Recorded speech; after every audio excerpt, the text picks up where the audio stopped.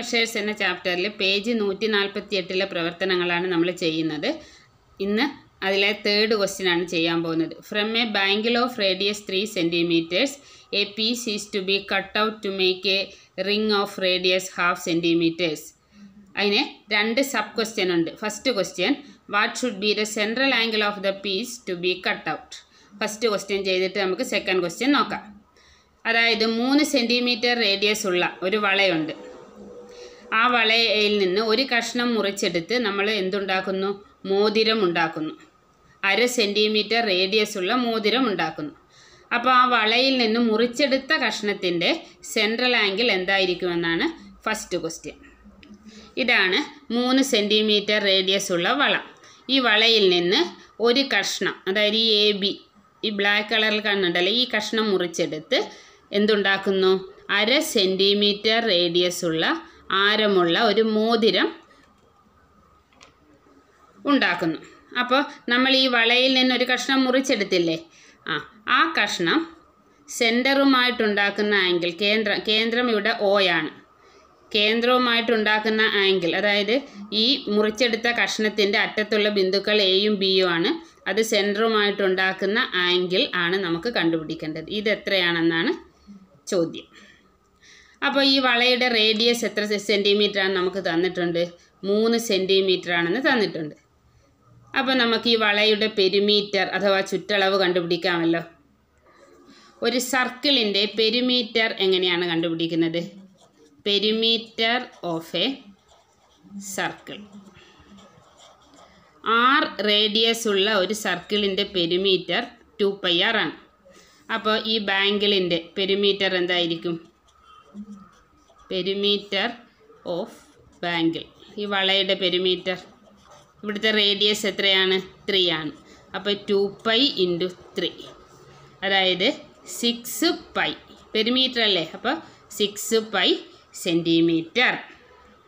ഇനി ഈ കഷ്ണം മുറിച്ചെടുത്തിട്ട് നമ്മൾ എന്താണ് ഉണ്ടാക്കുന്നത്? ഒരു മോതിരമാണ് ഉണ്ടാക്കുന്നത്. ഈ മോതിരത്തിൻ്റെ റേഡിയസ് എത്രയാണ്? 1/2 cm ആണ്. അപ്പോൾ ഈ മോതിരത്തിൻ്റെ പെരിമീറ്റർ എന്തായിരിക്കും? Perimeter of ring. പെരിമീറ്റർ കണ്ടുപിടിക്കുന്ന ഫോർമുല എന്താണ്? ആ റേഡിയസ് ഉള്ള സർക്കിളിൻ്റെ പെരിമീറ്റർ 2πr ആണ്. ഇവിടെ റേഡിയസ് 1/2 അല്ലേ, അപ്പം 2π × 1/2. ഈ രണ്ടും വെട്ടിപ്പോവും. അപ്പോൾ മോതിരത്തിൻ്റെ പെരിമീറ്റർ എത്രയാണ്? π cm. അപ്പം ഞാൻ ഈ മോതിരം നിവർത്തിയാൽ ഈ AB എന്ന് പറയുന്ന ആർക്കിൻ്റെ ലെങ്ത് അല്ലേ, AB എത്രയാണ്? അപ്പം ABയുടെ ലെങ്ത് എത്രയാണ്? π cm ആണ്.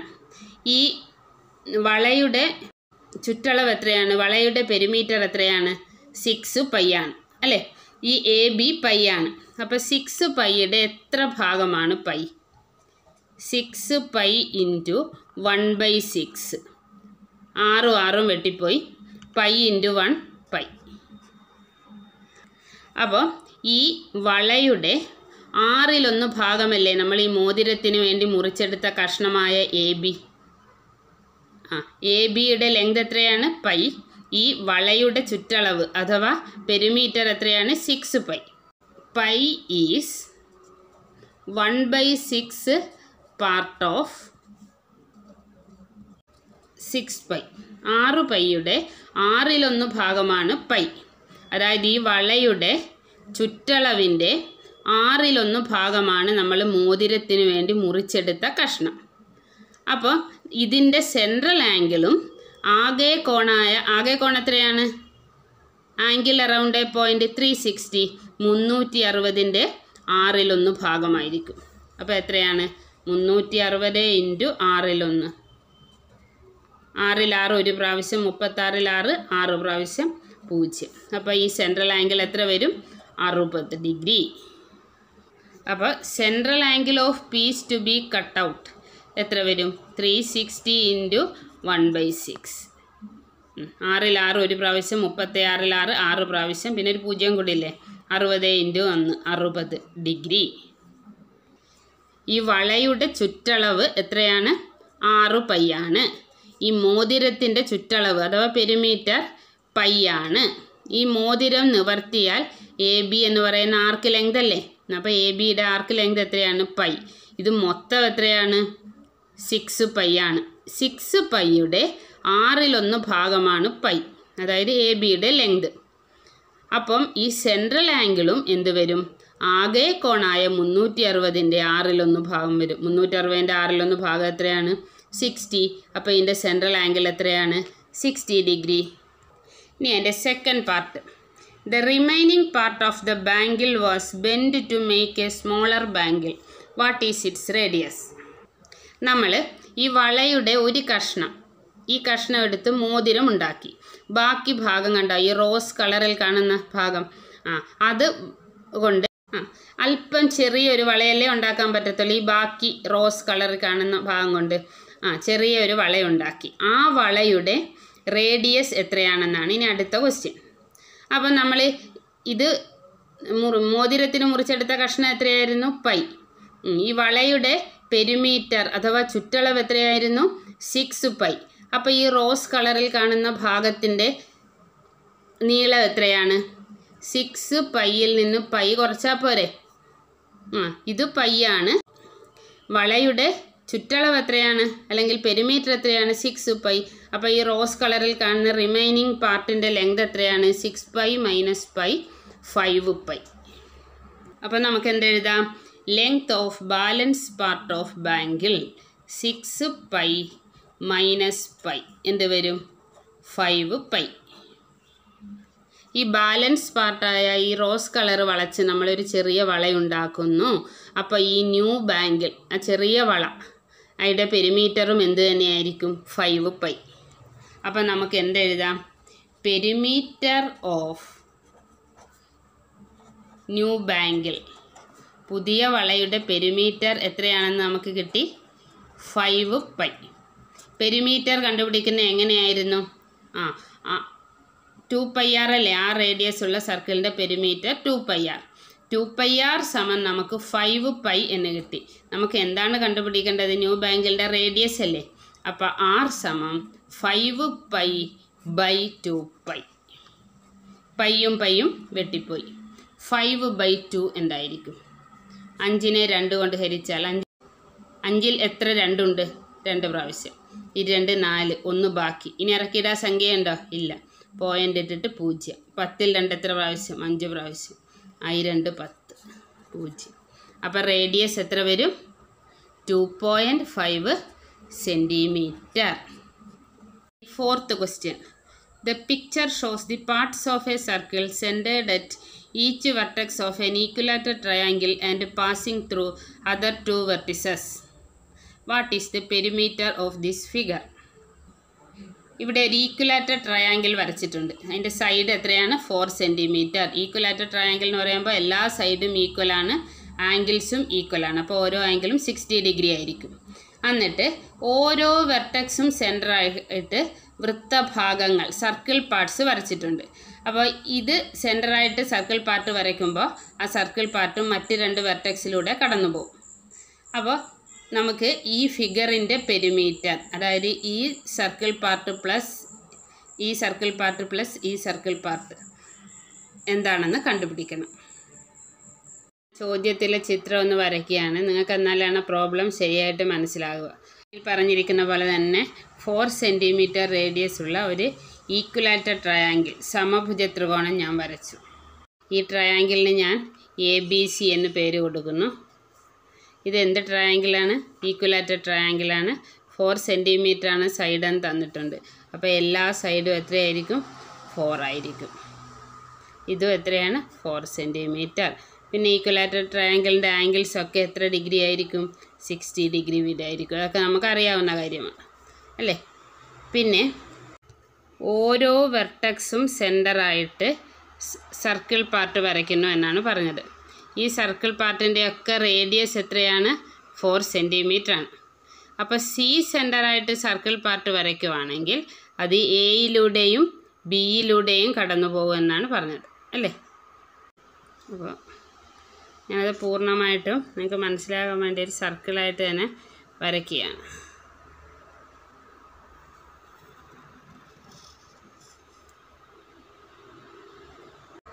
എ സെൻറ്ററാക്കിയിട്ടുള്ള സർക്കിൾ മറ്റ് രണ്ട് വെർട്ടെക്സ് ആയ ബിയിലൂടെയും സിയിലൂടെയും കടന്നു പോകും. പിന്നെ ബി സെൻറ്റർ ആക്കിക്കൊണ്ട് വരയ്ക്കുന്ന സർക്കിൾ പാർട്ട് എയിലൂടെയും സിയിലൂടെയും കടന്നു പോകും.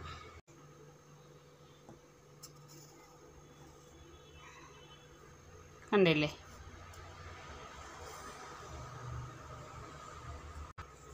നമുക്ക് കണ്ടുപിടിക്കേണ്ടത് ഈ എ സി എന്ന ആർക്കിൻ്റെ ലെങ്ത്ത് പ്ലസ് ഈ ബി സി എന്ന സർക്കിൾ പാർട്ട് അല്ലെങ്കിൽ ഈ ആർക്കിൻ്റെ ലെങ്ത്ത് പ്ലസ് എ ബി എന്ന ആർക്കിൻ്റെ ലെങ്ത്ത്. അപ്പം നമ്മുടെ ടെസ്റ്റിലെ ക്വസ്റ്റ്യനിലെ ഫിഗറായി ഇതിൻ്റെ പെരിമീറ്ററാണ് കണ്ടുപിടിക്കേണ്ടത് അല്ലേ?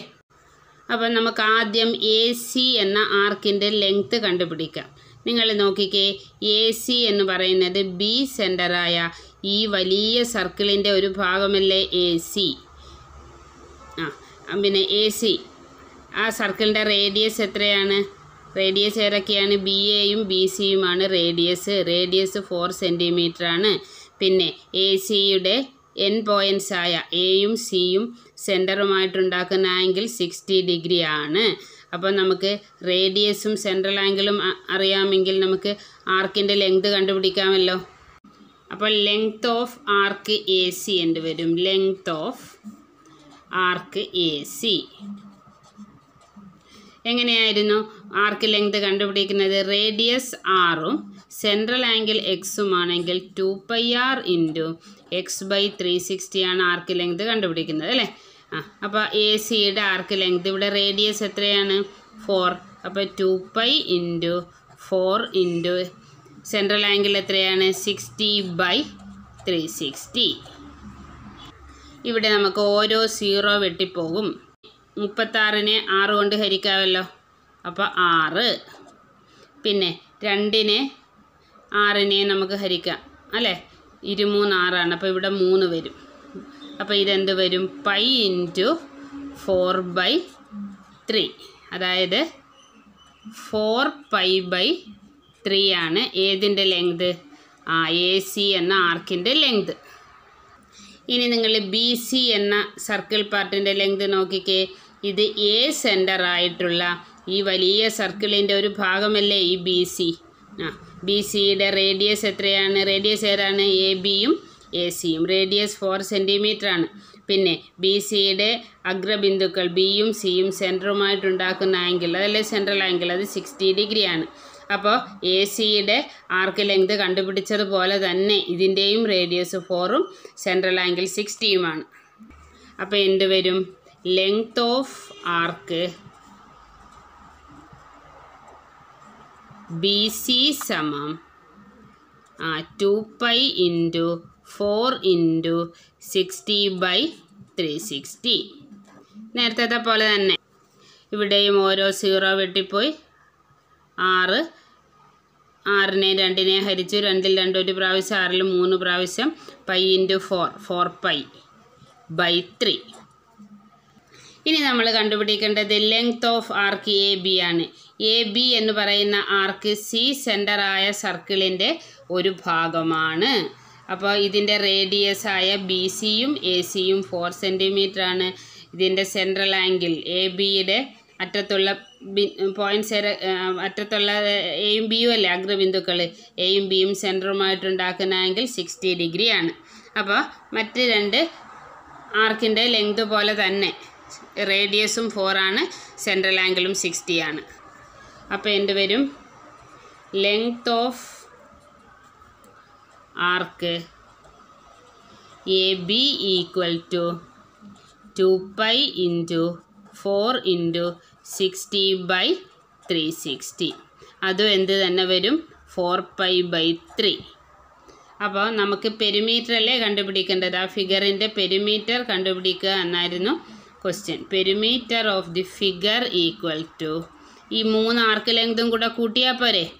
Figure equal to 4π/3 plus 4π/3 plus 4π/3. ഇതെല്ലാം കൂടെ കൂട്ടിയാൽ എന്ത് വരും? ഡിനോമിനേറ്റർ ഛേദം സെയിം ആയതുകൊണ്ട് 3 തന്നെയായിരിക്കും ഡിനോമിനേറ്റർ. പിന്നെ ന്യൂമറേറ്റർ കൂട്ടിയാൽ മതി. 4 4 8 8 4 12 12 π/3. 12നെ 3 കൊണ്ട് ഹരിച്ചാൽ എത്രയാണ്? 4. 4 π സെൻറ്റിമീറ്ററാണ് ആ ഫിഗറിൻ്റെ പെരിമീറ്റർ.